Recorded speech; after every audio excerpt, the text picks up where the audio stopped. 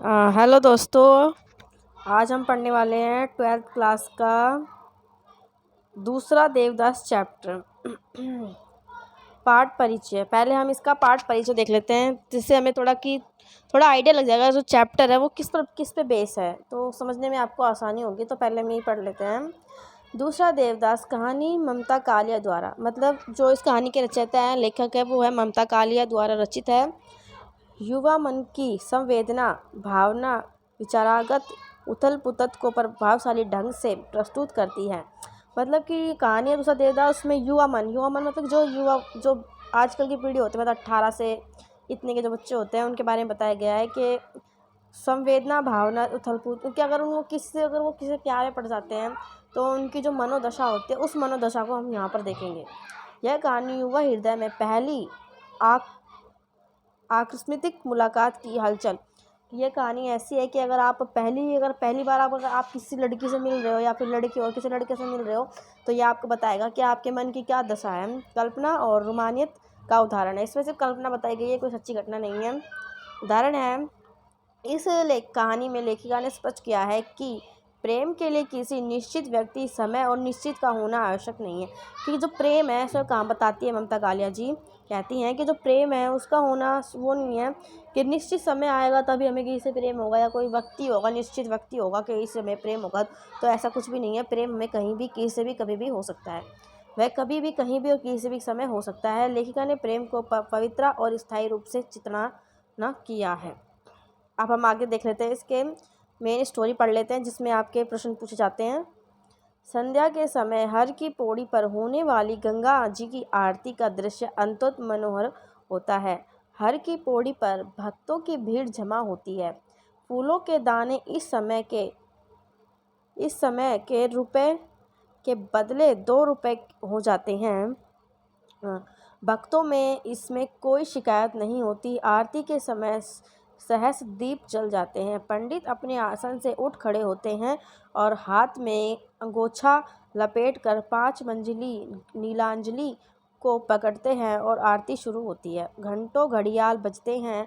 लोग अपनी चुनौतियों के दिए लिए हुए फूलों की छाटी किश्तियाँ मांग की लहरों पर देते हैं। गंगा पुत्रा दे दाने में रखा पैसा हुआ उठा लेते हैं। अब इसमें बताया गया, जो पहला वाला है, जो पहले वाले में आपको ये बताया गया है, जो हर की पौड़ी है, मतलब अगर आप कहीं पे जाओगे ना तो आप देखना वहाँ पर हरिद्वार वगैरह में जो हर की पौड़ी होती है ना, वहाँ शाम को जो पूजा होती है, वो पूजा इतनी ही विशेष पूजा होती है कि आप कल्पना नहीं कर सकते। वो पूजा इतनी अच्छी होती है। उसमें मतलब कि बताया गया वहाँ पर होता क्या है। तो हर की जो पौड़ी पे, जो गंगा पे जो आरती होती है, उसमें लाखों भक्त की भीड़ जमा हो जाती है। और जो पंडित होते हैं वो नीलांजलि को हाथ में पकड़ कर आरती करते हैं, और वहाँ पे गायत्री मंत्र का भी जाप होता है। और अगर उनके स्वर ठंड वो हो जाते हैं धीमे, तो फिर वहाँ पर वो बजाया जाता है, गाने बजाए जाते हैं वहाँ पर, उसके रूप में बजाया जाता है। गंगा पुत्र होते हैं, और जो लोग पैसे बहा देते हैं, मतलब आरती जो होती है बहुत ही अच्छी तरीके से की जाती है। आरती मनोरंजन होता है, दृश्य देखने लायक होता है। आगे है गंगा पुत्रा उन गोताखोरों को कहते हैं जो गंगा घाट पर हर समय तैनात रहते हैं। अब जिसमें बताया, जो गंगा पुत्र किन्हें कहते हैं। गंगा पुत्र उन गोताखोरों को कहते हैं जो गंगा घाट पर हर समय तैनात रहते हैं। यदि कोई गंगा में डूबने लगता है तो यह उसे बचा लेते हैं। तो गोताखोरों का मेन यही है कि वो गंगा घाट पर हमेशा रहते हैं, तैनात रहते हैं, कि कोई अगर डूब रहा है, मतलब होता है ना बाई चांस अगर कोई डूब जाता है तो उसे बचाने के लिए ये गोताखोर वहाँ पे रहते हैं। इनकी जीविका का साधन लोगों द्वारा अर्पित किए गए पैसे हैं। अब जो ये वहाँ पे रहते तो है, लेकिन भाई रहने के लिए अगर कुछ तो चाहिए ना, वो जीने के लिए।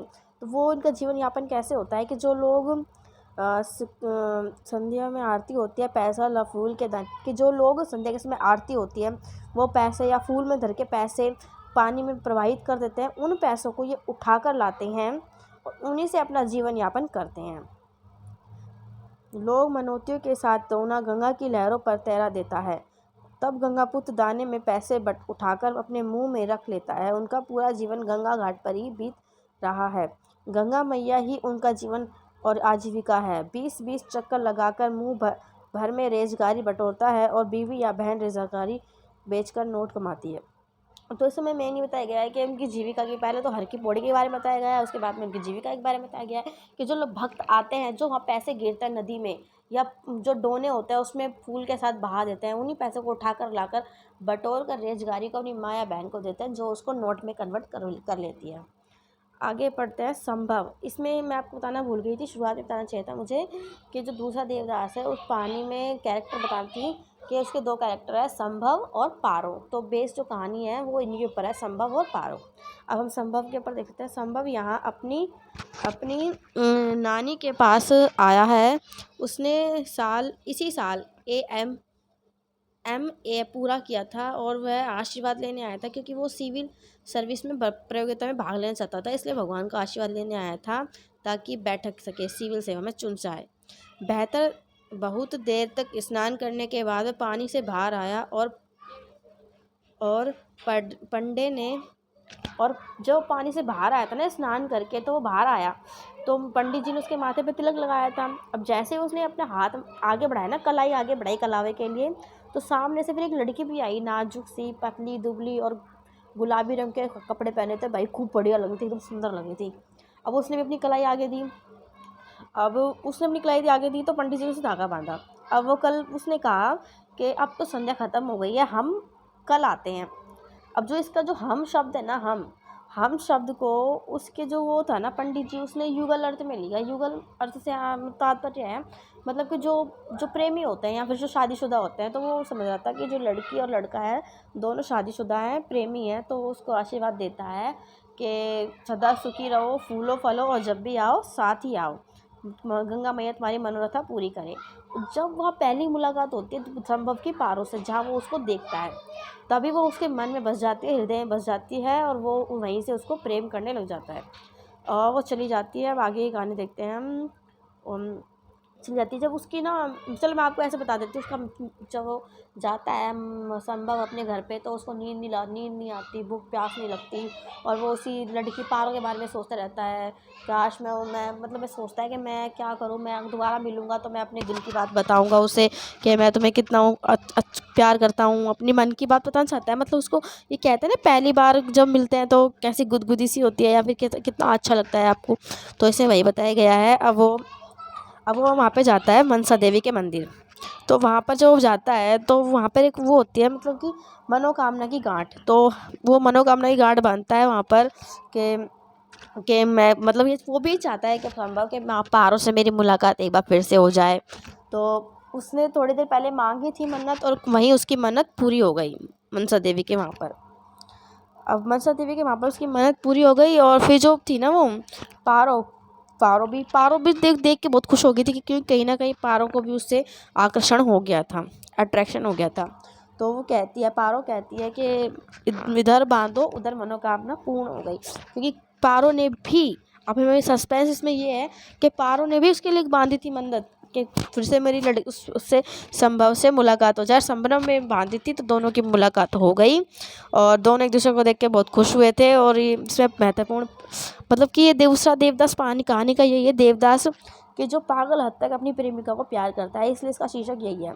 अगर आपसे पूछा जाए कि इसका शीर्षक या ठीक है, अपने शब्दों में लिखो, तो आप इसका शीर्षक लिख सकते हो कि यह शीर्षक ठीक है, क्योंकि जो लेखिका के माध्यम से यह शीर्षक ठीक है, क्योंकि देवदास का अर्थ होता है जो अपनी प्रेमिका को पागल हद तक प्यार करे।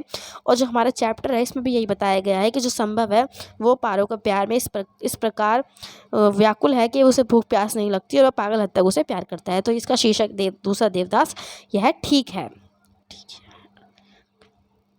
तो आगे इसमें आपसे प्रश्न पूछ जाएंगे कि मनोरथा की गांठ बांधी थी मनोकामना की, और ये पूर्ण हो गई। और संभव की मनोदशा पूछ ली जाएगी आपसे, पारो की पूछ ली जाएगी। तो बस इससे यही रिलेटेड क्वेश्चन है, ज़्यादा क्वेश्चन आएंगे नहीं। वैसे मैंने पढ़ा दिया है, आप तैयारी अच्छे से कर लेना। Okay, good night, good bye.